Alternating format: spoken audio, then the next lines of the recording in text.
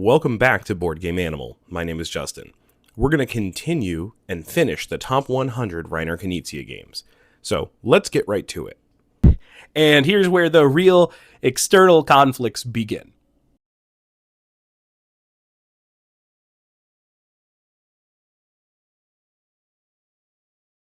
Another testament to the energy of this list. I genuinely love Tigris and Euphrates, Yelnyaks, or Huang.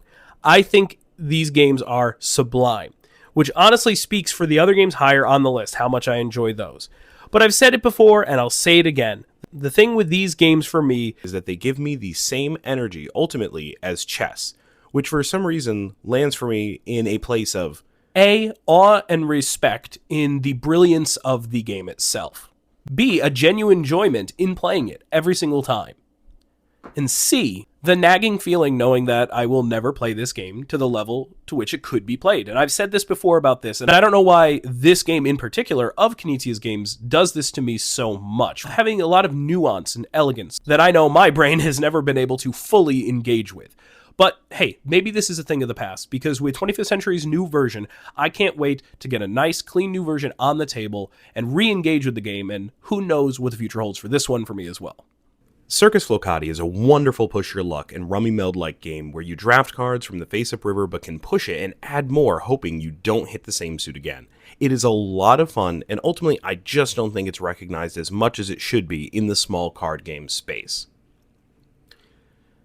And very quickly, continuing the shock and horror of placement on this list, again, I think Through the Desert is phenomenal, a bona fide classic, and a must-have in your collection. It's just as time goes on, other traditional feeling and tile placement games of Knizia's have topped it for me. Last year, Cascadero was much higher on my list in general, and much higher than Through the Desert respectively, which is so bizarre as I credit it as the main game that pushed Through the Desert down for me. It delivers the same abstract placement fun of Through the Desert basically, but with the added joy of track movement and various scoring goals. It's coincidental it's next to Through the Desert. That being said, I am shocked that it's fallen this far on the list rank-wise, because my enjoyment of the game hasn't fallen. A weird anomaly, I suppose, in how much I've enjoyed the games to come. I joke a lot in the Knizia space and trick-taking space about numbers and colors on cards. Penguin Party shows the brilliance of what Knizia can do with just colors and placement.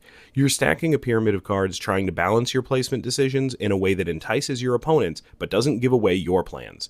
It's super simple but always a fascinating little play that's a great time for the whole family. I think this one's also super underrated in the grand scheme of things. I'm cheating in putting these three games together. The perfect lane battler, forming poker-like hands of cards to claim spots. It's easy to teach, simple and clean to play, and often one that will have you wanting to run it back. And it comes in multiple nice flavors for you to try. Technically, they're different in very small ways, but ultimately come down to form factor and which theme tickles your fancy.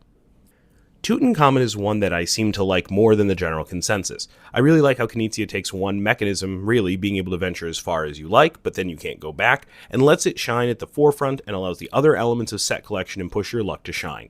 It's always interesting to play multiple will they won't they's with folks, looking at the line of tantalizing options ahead, and managing who exactly is going to get there first, and was that really the best option? My City was one of my first experiences with Knizia games, and it was a real standout. In all honesty, I haven't revisited much at all since completing the campaign, but that's alright. It was a lovely experience, and I would love to come back to it. It's a great competitive puzzle that for me is a standout in the Polyomino genre. On Guard feels like a guilty pleasure game for me on this list. It's very straightforward, a dueling two-player game where card play simulates fencing. I understand how the chance in this one may not be for everyone, but I think it's simple, a lot of fun, and thematic in a very indirect, humorous way. The for me is that I like The Rivals, I think, as much as I enjoy Lost Cities, and it's simply a circumstantial thing for which one I would pick over the other at any given time. Lost Cities is a classic and the one I would recommend more often, but while not super high on this list, it falls in the umbrella with Tigris and Euphrates and such of games that are bona fide classics and games that I incredibly love and respect, but at the end of the day won't be my first choice to go to. Whale Riders the card game, or Trendy, I feel is a super underrated little card game as well, while you're managing your hands to force commodities to sell once there's a certain threshold around the table. Once you trigger one to sell, any other goods on the table are discarded. It's a little bit of a game of chicken, while also diversifying your investments in an easy-to-teach, easy-to-play little card game that, once again, I don't think gets the attention it deserves. Orbit is the most unexpected race game, because typically in a race game, you don't get to manipulate the track. But in Orbit, you're racing your ship to visit all the planets out there and get back to your home planet before anyone else. And in the process, you can manipulate the orbit of all the planets on the board. The gameplay is clean and quick and simple, fast, snappy turns, tense and exciting for everyone at the table. And it looks as gorgeous as it does. Orbit is just excellent. Blue Moon has dropped for me just because I really haven't been able to play it much more. There are tons of cards and decks I haven't tried and wasn't able to get a copy of Blue Moon Legends yet. I still think it's really cool and feels like Knizia's riff on a TCG. It's super bold, and I'd love to give this more attention as soon as I'm able. But it's a bizarre piece in the Knizia catalog that I think you should check out if you want to see how the Good Doctor approaches TCG-like games, or if you just like something unique in the two-player space. This is an old relic that I hope gets new life to it soon. There's not much to say here. Razzia is phenomenal. If Ra didn't exist, the mechanisms of this game would push it up to almost the very top of the list. Since I'll never intentionally choose this version to play over Ra, it is where it is. But if you want a different theme and form factor and are curious about all the hubbub over what Ra is about, this is a fantastic game to check out and still delivers the brilliance of Ra's mechanisms just in a different shape. Lord of the Rings The Confrontation is Knizia's riff on Stratego. I haven't played this one much, but the impact it had was tremendous. It's an impressive, ingenious design of a game that I think will be having a bit of a renaissance thanks to its new edition. I can't wait to play it more myself, and I look forward to seeing it blow the minds of a whole new generation of gamers. It's kind of crazy to follow up Knizia's most famous Tolkien game with his most recent, but Hobbit is growing on me a lot and may continue to climb. It's a great collection of different roll and write experiences in one package, all a part of a tremendously good production with awesome art. This one for me is just the whole package. We're now entering super dangerous territory because every game that we're about to talk about really pained me that I didn't put it higher, like really made me upset. How is this one not in the top 10 and so on? Fruit Fight, I think, has flown under the radar for a lot of people thanks to, I think, Flip 7. But at the end of the day, I like this one better than Flip 7. Knizia's card-flipping, push-your-luck game is one that I find easier to table, quicker to teach, and creates an instantly amusing experience for all playing. It goes around quickly and is a lot of fun and a lot of laughs and just a fantastic push-your-luck game. Nightmare Productions is another fantastic auction game that feels noticeably different from its bidding brethren. You're auctioning to collect aspects of your horror movies, directors, monsters, etc., and complete films with better stars than everyone else.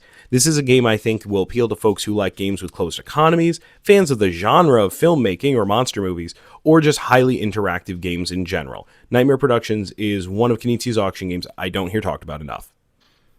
Speaking of that, Cat Blues The Big Gig is another small Knizia card game that I think is tremendously underrated. An auction game where you're using the cards in your hand to gain more cards and form rummy-like melds is handled eloquently here in this evolved version of an older Knizia design. Reiner really does do interesting things in the auction space because we could talk night and day about how many different kinds of auction games he has, but he has quite a few where the thing that you are bidding with and the thing that you are bidding for are the same thing.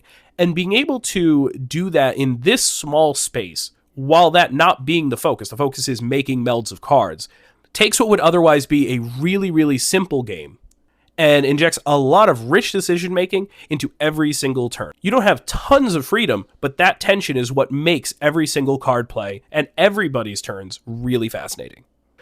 High Society is just an absolute classic. It's got massive Knizia auction energy in one tiny, highly replayable little package. Not to mention the new version from Allplay includes some extra stuff from Knizia that seems small but is shockingly impactful. Even though it's number 25 on my list, this is one I consider a must-play for folks who are just discovering his games, or want to try auction games in general. High Society manages to pack so much punch in its gameplay, I think it's one of the most important games in the hobby, period. Royal Visit reminds me of an improved take on Guard. I like the push-pull, tug-of-war style games Knizia puts out. This is all hand management to tug the pieces to go where you want them to, with interesting powers. It feels strangely traditional, almost like this would have been an old world game where someone was fooling around with a traditional deck of cards and some chess pieces and decided to make something magical. This is one I don't see talked about enough, and I think is just a lovely two-player game. In maybe the biggest shock for me, Blue Moon City has fallen to 23. I don't think any less of the game. In fact, it always stands out to me as one of the few games that blew my mind from reading the rules alone, only to have those feelings cemented once I actually played it. It's brilliant. I think mechanically and gameplay-wise, it's stupendous. But at the end of the day, it just doesn't hit my table as often. And I haven't been creating new memories with it. For some reason, this is not one that is ever super high on my list to bring out and share with people. And I don't know if it's because my enjoyment of it is extremely personal, and I have that memory of reading the rulebook for the first time, loving the idea of it, and not immediately saying to myself, this is something I think everyone else will enjoy. Maybe it has to do with the fact that there are just too many other good games to share with folks, and this one just keeps falling down the ladder. Regardless, this one will always be a loved classic for me. Pinatas is the definitive version of the Voodoo Prince Marshmallow Test family of trick takers from Knizia, and in fact, I think it's his best trick-taking game. The delayed gratification mechanism coupled with interesting card interactions makes Pinatas a trick taker you can play with anyone.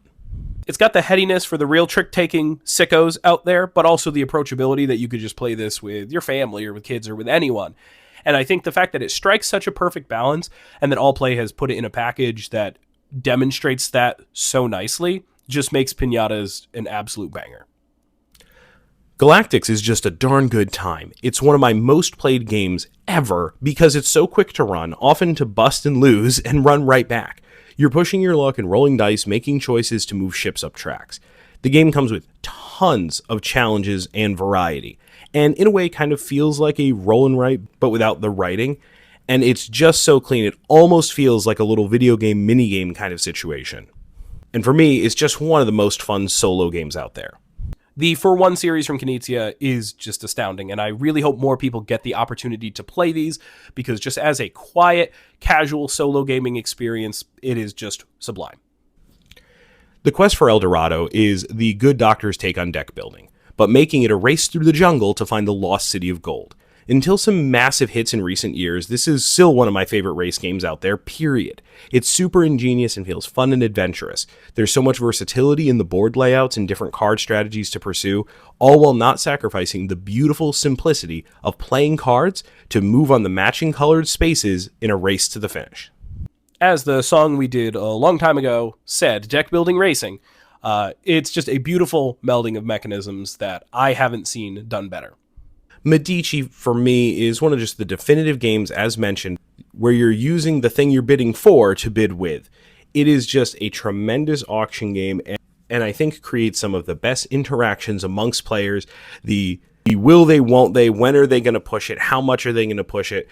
And I think sometimes Medici gets lost in the space in comparison to some other auction games. But to me, it's one that if you like auction games, you have to try it because it may just be your favorite. Talk about underrated. Ape Town didn't come with too much hype this year when it was localized, but I think it's remarkable and really stands out in Knizia's tile layers. Yeah, the theme is silly, but somehow it informs the teach, as I explained in our coverage video on this game. The layout of the tiles around the board, the close economy, makes every decision from every player always interesting and impactful. If you haven't checked this one out, you really should, because it's just another delicious flavor of Knizia tile laying that may be one that you've been looking for. Hot Lead is one of the biggest climbers for me. The first time I played it, I didn't like it. Now, it's one of our most played games each year. It's a simple but fascinating little hand management game where you're trying to read your opponents and kind of bluff a little and use your cards as wisely as possible to get the cards you need to form sets. But there's so much to love in this little game. It's not just a blind free-for-all to win everything, because you don't want to win too much in the same color. And it makes for some great metas really fast around the table. Not to mention there's a couple modules to keep play fresh on top of that. Hot Lead is indeed hot, and more people need to know that.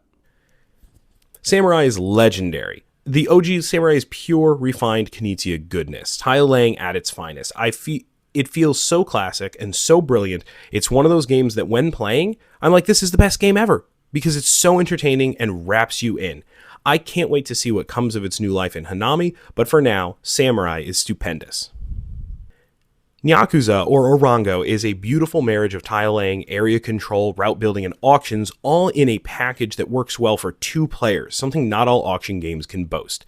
The random seeding of the board from the bag pulls makes Nyakuza feel fresh and engaging each play. I once called Reiner Knizia's Poison the most underrated Knizia game, and honestly, it's still pretty close. It is a card-shitting game that carries with it a lot more depth than meets the eye. You're getting rid of your cards to various discards while working hard not to overflow any of the cauldrons. I think with higher player counts, Poison brings a lot of good energy to the table, and may be my biggest guilty pleasure on this list. And yeah, maybe this is a hill I'll die on, but I still think Poison is one of the most fun card-shedding games, and one of Knizia's best. Definitely super, super underrated. Mlem is a game that I'm sure folks are less familiar with, or they haven't given it a proper chance because of its artwork and theme. But regardless of if you think the vibes are whimsical and fun or not, Mlem is a proper good time and an excellent dice rolling push your luck game as the players play their catstronauts, ride the rocket, and cruise along the galaxy hoping to claim points before they crash. This is an incredibly interactive game that is filled with cheer-worthy moments and agonizingly difficult decisions, all wrapped in a fun, over-the-top package. Earlier on the list, there were games like Atlantean or King's Gate, where I stated I enjoyed them, but they felt like they were missing something. Iliad, I believe, is the realization of what those games dreamt of being. It is a near-perfect little two-player mathy abstract with clever scoring, clever abilities, all while being super simple and quick to play. Iliad isn't just one of the best two-player Knizia games, which says a lot considering the absolute stone-cold classics we've already talked about on this list. That's saying something. And number 11 on the list is...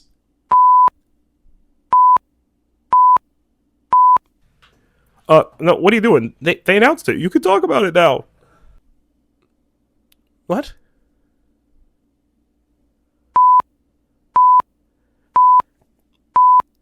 Are you sure?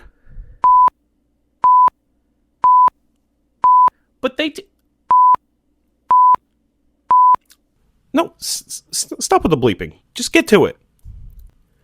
I am thrilled to be able to talk about Gold Country. I'm not going to go into it too much because we're going to have a more in-depth video on it very, very soon. But Bitewing's brilliant new reimagination of Spectaculum is, spectacular. Gold Country is just a fascinating economic stock manipulation game with tile laying that, at the end of the day, I'm already going to describe as Bitewing's most Knizia game, despite all of the others that they've made. It is so interactive, so brilliant, looks fantastic, and I think is going to be a hallmark and standout not only of Knizia's games, but in this genre and set of mechanisms in general. Stay tuned because we'll be talking about Gold Country a lot more. I hope it speaks volumes that I've only been able to play this game for a little over a month now, and it's number 11 on the top 100 Knizia games of all time. And I have a feeling it's going to grow. Rebirth took my breath away and continues to hold its place as one of my favorite tile layers of Knizia. The simplicity of placing a piece and scoring makes for quick, snappy turns that all feel very, very rewarding. The two different maps and rule sets to play with add for even more variety in a game that already feels like something that will feel fresh every time due to its many lanes to victory. There are points in many directions. Depends on what you're going to pursue and when. It's easy to learn, teach, and play, but has so much depth within, I think Rebirth has actually flown under the radar, respectively, more than I would have expected. I think this is a great recommendation because if you're somebody who already loves Knizia's tile layers, or you've never tried any and we're looking to see one that's approachable, this would appeal to both parties. So, again, a win-win scenario. Rapido, or Escape, is the ultimate exercise in push your luck. It's a beautiful distillation of that mechanism. You can keep rolling as much as you'd like as long as you don't bust, trying to get the best number you can, and cleverly placing it on the ranking board in a way that hopefully will still be there when the turns get back around to you, all in the goal of racing along the racetrack. It's such an interesting one to even just watch because it's hilarious to see folks never be satisfied with their roll, keep pushing it, and watch the most celebratory victories happen, or the most soul-crushing moments when you bust on the first two rolls. And I'm still dying to see it get a new edition, new life breathed into it, so it is more readily available for folks to enjoy. I think this one could have a renaissance if it was more widely available. Botswana is one of the epitomes of Knizia, taking a mechanism and making a perfect distillation of it. The simplicity holds the brilliance in this commodity stock manipulation game, one that has never looked as good as it does now in its new 25th century version. You wouldn't think there'd be much depth in a game that is quite simply play a card, take an animal. And once a certain threshold is reached, the last played card of each animal is its final value, and you all score based on what you've collected. But there is. It's a game that I love to introduce to people who are just blown away by the ingenuity of the design, the simplicity of what you're doing, yet the strength of desire to play the game again. That kind of ratio does not come along often in games. It is a game that I will never have to look at the rules to explain to someone else. They instinctually make sense. They're brilliant in and of themselves, and you're just going to want to keep playing it. And now we have a version that looks better than it ever has. Rhinelander is another underrated classic of Knizia's. Goodness, I hope you haven't been taking shots when I say underrated either. And now it's getting new life breathed into it from 25th Century, and I can't wait for people to get to experience and enjoy this masterpiece in area control. I'd recommend watching our other preview video on Rhinelander to see more of my thoughts on it, but ultimately I think Rhinelander is a quote-unquote definitive board game. This is the kind of thing that I think a lot of folks expect the next level of the hobby to be. And in fact, I think it's a gem that is going to catch a lot of people's eyes very soon. I won't spend too much time here because I just recently talked about it, but yeah, it is just a masterpiece, and I'm always blown away that it hasn't reached the lofty heights of so many other Knizia games, but it is wonderful, and I can't wait for people to discover it and hopefully enjoy it as much as I do. When previewing Gazebo earlier this year, I described it as having the energy and feelings of an old world game. Some unknown, forgotten abstract from yesteryear you discovered in your grandmother's attic, and you were blown away once you gave it a go. Where has this been all your life? This reimagination of Qin is mechanically magnificent, visually stunning, and beautifully tactile. The classic domino pieces and incredibly quick and simple gameplay, coupled with modern sensibilities in the production and the variety in the playable game boards, just makes Gazebo the perfect little package. This isn't just a good board game design. It's something that should be what people picture and include in their mind in place of games like checkers, chess, etc. It is that classic, but also that modern at the same time. Speaking of that, this year, along with Iliad, Knizia took folks by surprise with not one, but two top-tier two-player games. Icor takes the simple premise of moving a piece on a checkerboard, leaving discs in its wake, and whoever places all their discs first wins, and then turns that premise on its head by giving every piece on the board world-shatteringly game-breaking abilities. Want to leave the board and re-enter on the other side? Yeah, there's a piece for that. Want to essentially move twice in one go? Do that too.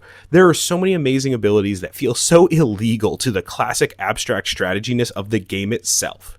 It is just the epitome of a beautiful fusion, traditional and modern gaming. Babylonia is what feels like the greatest hits of Knizia's tile-laying classics, giving the vibes of classics like Tigris and Euphrates, Samurai, and others, but one that especially clicks for me. It feels like a feast of delights in that there are always too many good opportunities, too many great options of what to do in your turn, and due to its very nature, you're always invested in what everyone else is doing, where they're placing, what opportunities they may have just opened or closed for you. It feels classic, refreshing, and rewarding. And, I've used a lot of silly food illustrations on this channel. I like to think of Knizia's tile layers like pizza. In general, pizzas are delicious, and some of them may be similar, but there's little subtle nuances into where you've ordered it from or what toppings you have on it.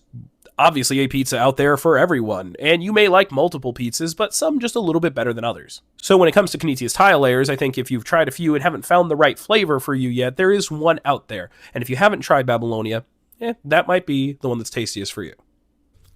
Ego, the one that almost stole the show. It came along this year and blew me away, and it's an experience of a game that's hard to describe.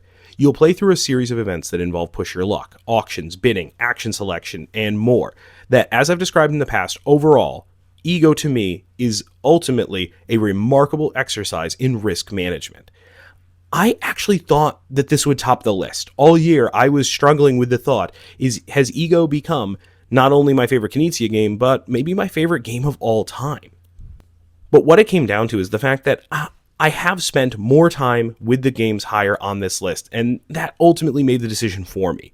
But given time, things could change. Because Ego feels in a way like an epic built on the skeleton of a traditional card game. You have suits and wilds that you're trying to manage in your hand. There's bluffing and push your luck.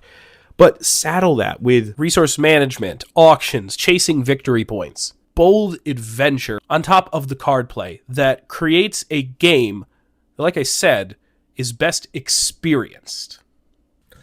Unlike some of my hot takes of games that are surprisingly low or high, it should be no surprise to see Ra right near the top. It's truly Knizia's masterpiece when it comes to auctions. No other game does them so balanced, so logical, yet so highly replayable. It's a game where you can see the brilliance in the math, how everything falls so nicely into place, and yet every experience playing it is remarkable. There's not much more to say here. If you're familiar with Ra, you know why it's this high. If for some reason you've never played Ra, give it a try, because it is not just one of the best Knizia games, it's one of the best board game experiences that I've personally ever had, and I hope you do too. What can I say? Zoo Vadis is still my favorite game from Reiner Knizia. I understand it's not everyone's cup of tea. Sometimes it's very off-putting for folks. But for those who engage with it, well, it's something incredibly special. I'm not going to waste too much time or go into too much detail about why this is number one, as I've explained this many times on the channel before. But ultimately, there's no other game that has delivered consistently the fantastic times and unforgettable stories from around the table, the dynamics that this game builds, whether it's the most hostile, tense moments, or seeing the most satisfying alliances come to fruition. Every play of Zoo Vadis I've ever had has been a remarkable time. And if for some reason you haven't had a chance to play Zoo Vadis yet, give it a shot. It was not a game that I thought I would love. But to today, it doesn't share anything really in common with any of my other favorite games aside from that energy around the table. So even though I never expected to like it, it's still my number one favorite Knizia game and my number one favorite board game of all time. Wow, and that is 100 Reiner Knizia games. I hope you enjoyed this as much as I enjoyed putting it together and enjoyed playing the games that got me to this point. Please, down in the comments, let me know what your favorite Knizia games are, which opinions of mine you agree with, which things I got completely wrong, or if I helped advise or remind you of a game that you've been meaning to check out, and now you might. And especially if you've never played any Reiner Knizia game, I'd like to hear from you too. Let me know which game here you're most likely to check out first. I think without a doubt, Knizia continues his goal of bringing enjoyment to the people. There may not be a lot of people who'd enjoy every game that was on this list like I do, but I'm sure there's at least one game on this list for everyone out there. The variety in the enjoyment Knizia brings to his designs is incredible. For more Knizia fun, stay tuned for our upcoming podcast, where Reiner is one of our first guests. And also, thanks to some of our publisher friends, you'll be getting a sneak peek at new Knizia hotness that we'll be sharing with you very shortly. Thank you so much for watching, liking, and subscribing. And by the way, don't forget to play board games like an animal.